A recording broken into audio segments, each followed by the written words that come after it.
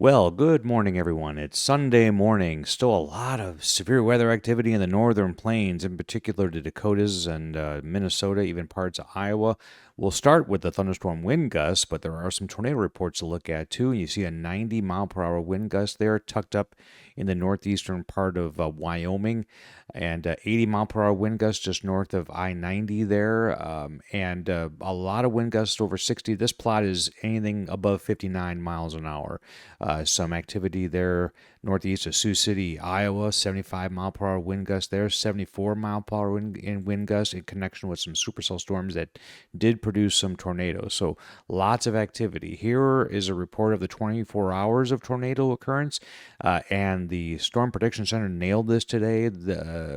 Yesterday's forecast for this area, I think that the hatched area was basically here. And yeah, it verified very well. So kudos to them. But a lot of photogenic tornadoes out here. Wow. And then this cluster here just to the south and west of Minneapolis. And I was worried that that city would have some issues. And it was close. Now, if we expand the tornado reports over the last 72 hours, 3 days, look how busy it's been in Iowa, Minnesota, this is last night's cluster, but I think there might be one in there from a previous outbreak, and then this activity here. And then, of course, you remember, I think it was a week ago, we had those tornadoes along this part of I-94. So quite interesting. It's just very, very common to have severe weather shift northward in the plains. Tornado reports this late into June. Pretty significant, pretty active jet stream responsible for that. Take a look at Sunday's visible satellite loop here this morning. Clusters of thunderstorms in parts of Missouri and getting increasingly into Illinois. None of that is really particularly severe right now. The blow off, as I call it, from thunderstorms last night, that's the cirrus clouds that go off like this. And some activity in the Bay of Campeche, by the way. We're watching now for tropical storm development.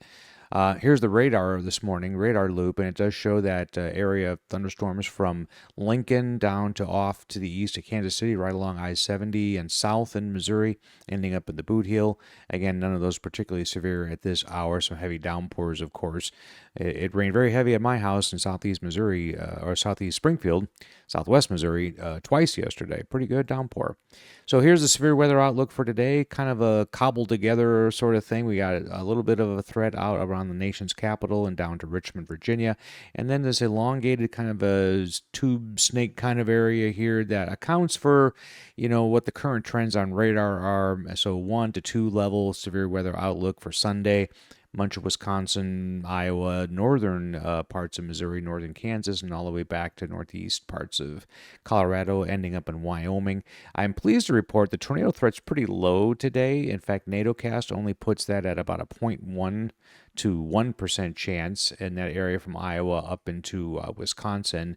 And the Storm Prediction Center has not put down a tornado forecast probability at all for today. That's good. But again, I put this up so you know where they might if things change today.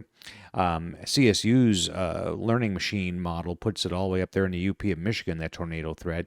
And while it does signify hail and high wind threats along that same general SPC area, it isn't a very high probability. So it looks like the thunderstorms may be a little tamer today, although pretty significant, I guess, in an isolated way for some people. Here's HRRR's model here. It does show those thunderstorms breaking out again in Wisconsin, Iowa, heading off into Michigan. More activity expected later on tonight through northern Missouri back into Kansas. So any of those, remember that the outlooks are always issued meaning to end. The morning outlooks, especially the ones I focus on, are 24-hour outlooks. And as you get deeper into the day, the outlooks are still going to end at 7 a.m. the next morning, so a shorter time frame. So just to keep that in mind, that it doesn't always mean that severe weather is expected during the peak heating. A lot of times in the summer, that's an overnight event that we're talking about, and that seems to be the case here. Kind of a dual thing actually going on. We got this activity, and then we got more that'll form later on tonight. So the forecast for Monday is calmer and it's more widespread, but the level 1 area goes from Wisconsin through all of Illinois and back over to parts of Pennsylvania and even Virginia. And the CSU model, interestingly, has no probabilities for tornadoes at all.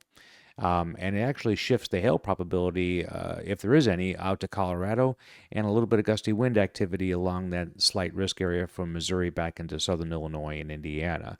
And as we've been discussing, there's a jet stream change that's carving out cooler and less humid and therefore more stable air back here, and that trend is continuing. So it moves the severe weather risk, and it's a low risk, but it includes much of New England all the way down to Charlotte. That's for Tuesday. CSU puts a tornado risk up there in parts of New England along the northern end of that outlook. Otherwise, hail is not really figuring very prominently in the forecast, and a few of those storms out on the East Coast could have some gusty wind potential. Wednesday, kind of a broad area again. The cool air mass is now here, so this activity here is increasing as moisture comes back along the other side, but there even some evidence of stability behind that too in northern Canada. And then on that'd be day 4, on Thursday, again, it's kind of a split thing where we have the plains, North High Plains, and New England and much of the eastern seaboard. And then on Friday, that was day 4. Yeah, this is day 5, day 6. This is day 6. I'm getting all confused this morning. A little bit of a higher probability with likely a jet stream flow that increases there across Minnesota on Friday. And then on Saturday, more of a broad brush again. The NIU model has the supercells congregating over the next 7 days along the same areas that we just highlighted, and it kind of shows that retrend toward the end of the week of backing back into the Dakotas again. For July 6th through the 12th, Iowa, again, the Minneapolis area again, Lincoln, Nebraska, Omaha, those areas, and even a little bit back toward the Dakotas again. Supercells are figured more prominently, almost the same on the July 13th through the 19th period, maybe just a little bit more overhang into Illinois. And again, this is expected, although, yeah, I guess supercells in Iowa at this time of year are actually, that's where you're going to find them if you're going to find them anywhere.